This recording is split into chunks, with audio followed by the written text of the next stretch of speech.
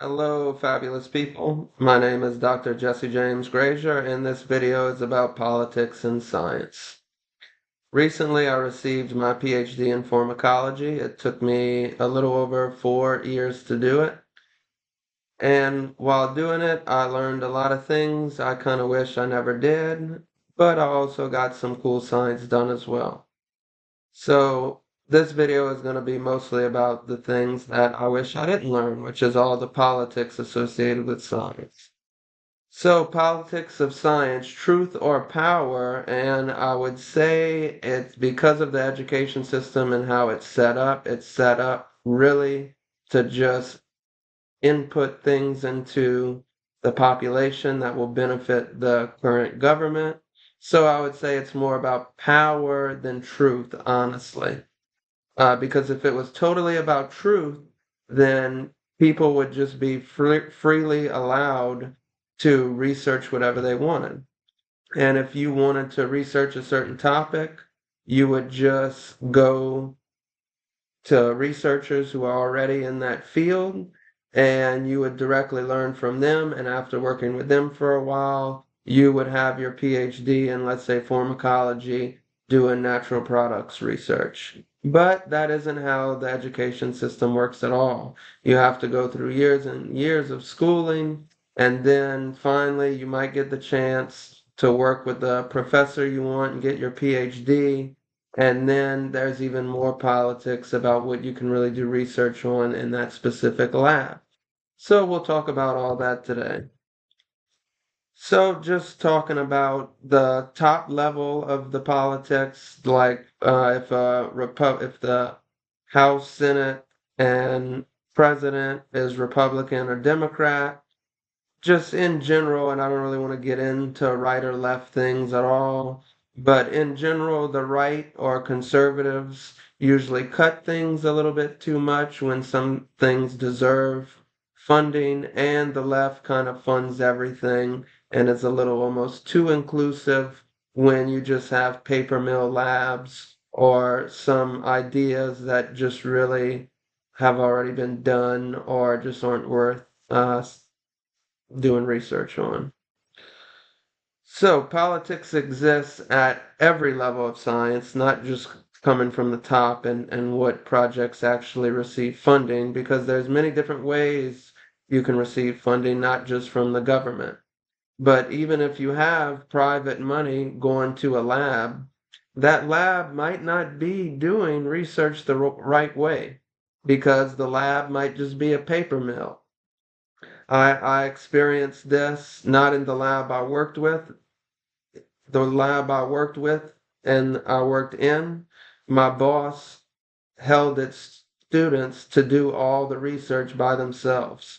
So we had to come up with our own ideas. We had to do the experiments. We had to write the paper, and then we had to get it published and do the corrections. However, some labs don't work like that.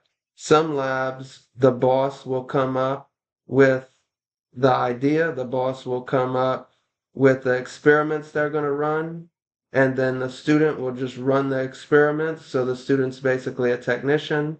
The boss will write the paper, and then the boss will make sure the paper gets published and talk to the referees and peer reviewed.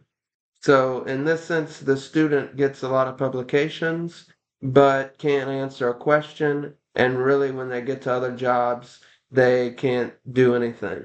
They're almost worthless. So these labs are more the paper mill labs where the boss is just interested in publishing a lot of papers.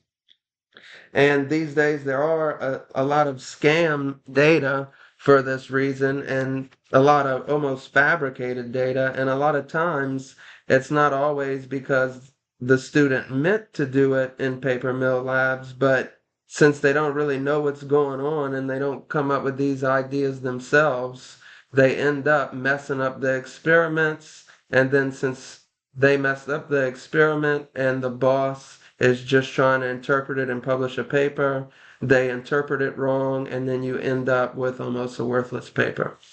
So the departments can also have politics, and then you can have politics in universities.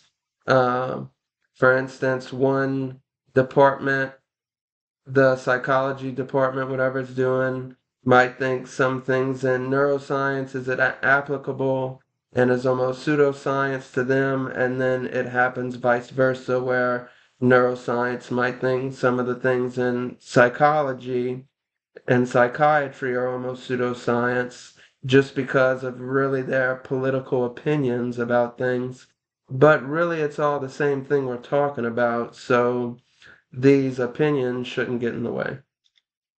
So, also politics and the leadership, which I talked about before. And what I also talked about before is that traditional education had nothing to do with the government or nothing to do with going to school. Whenever people first started, whenever philosophers first made education systems that resembled school, like I said before, if you wanted to be a pharmacologist like I am, or a physician, or a neuroscientist, or whatever, you just went work with that person for a while, and then that meant anyone could actually go after anything that they were curious about. And that's how I think it should be, rather than, oh, did you memorize enough stuff and make these grades? And then that really has nothing to do with coming up with good ideas and being curious about the topic enough to really do good science. So I think the way science currently is conducted won't last long because we're already in an age where no one knows what they're looking at because of AI. AI can make everything up, and because of that, I think very soon the only way scientists will be able to accept other people's experiments is to literally see that other scientists reproduce it and do it in front of them, because there's just going to be too many fabricated papers and fabricated evidence for just people just trying to get by and scam the system, like everyone knows humans love to do. Instead, and it's almost like the education system is set up to enhance that instead of just enhancing the natural curiosity in people seeking out questions that they deeply desire. So I think because of AI, it's actually going to make things more efficient because it's going to demand people to get together and actually see things being done, because it's going to be so easy to make it up that it's going to be required to see these things in person.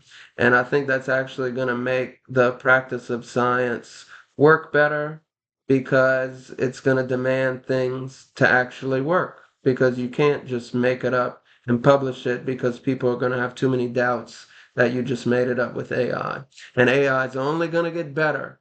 How it is right now is the worst it's ever going to be. Think about that. And there's already stuff that is being made that is almost unbelievable of how accurate it is to reality.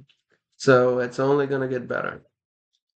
So the take home for this is that more scientists should be in the government, especially those in positions that determine scientific funding. That is important now more than ever with AI, like I said, because you really need someone making these decisions that have been in the game and know what happens and have seen how the sausage gets made, so to speak, so that they can actually make smart decisions. AI makes science both faster and riskier, with more chances for fabricated data. And lastly, real trust in science will come from replication and seeing results firsthand. Thank you for listening, wonderful people, and y'all have a great day.